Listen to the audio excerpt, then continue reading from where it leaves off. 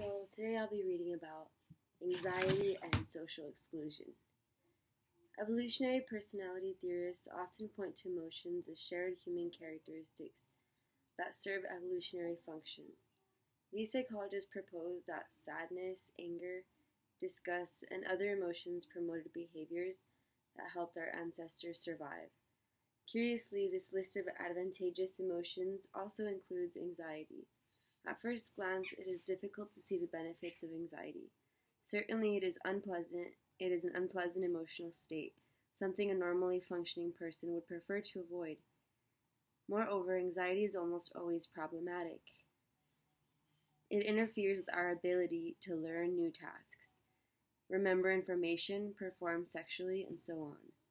How can something as disruptive as anxiety help the species? We can answer this question by looking at what causes anxiety. Some psychologists have argued that one of the primary causes of anxiety is social exclusion. These investigators propose that all humans have a strong need to belong to groups and to be in relationships. Consequently, when we experience exclusion or rejection from social groups, we suffer great distress. This distress is not just limited to those relatively rare instances when we are literally rejected from a group or tossed out of a relationship. Rather, any information that suggests we might be excluded socially or we are no longer attractive to other people is threatening to our need to belong. Thinking about anxiety as fear of social rejection helps us understand why people feel anxious when they have to give a speech in front of an audience or when they discover their first gray hair. The speaker is afraid the audience members will evaluate him or her negatively, a form of social rejection. The 30-ish adult discovering a gray hair worries about his or her attractiveness to others. Although outright social rejection is not common, fear of what others will think of us may be an everyday experience. This social exclusion explanation of anxiety fits nicely with evolutionary personality theory. Primitive people who lived together in small groups were more likely to survive and reproduce than those living alone.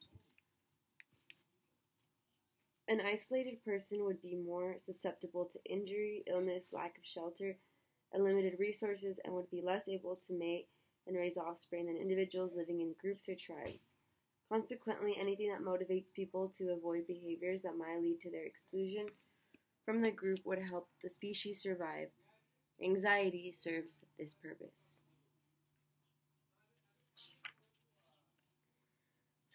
Proponents of this view point out that anxiety, although expressed in different ways, is found nearly in all cultures.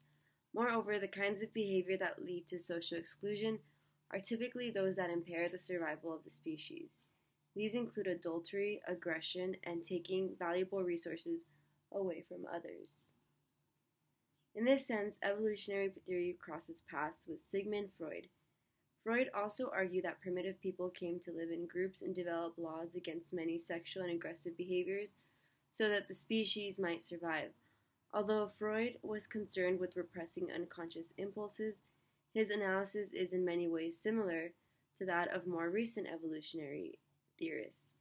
In sum, what we call human nature can be thought of as a large number of psychological mechanisms that have allowed humankind to survive as long as we have. Advocates of this approach do not argue that all human characteristics are necessarily beneficial.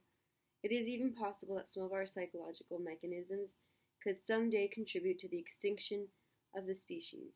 Nonetheless, evolutionary personality psychology provides an interesting avenue for understanding some basic features of human personality.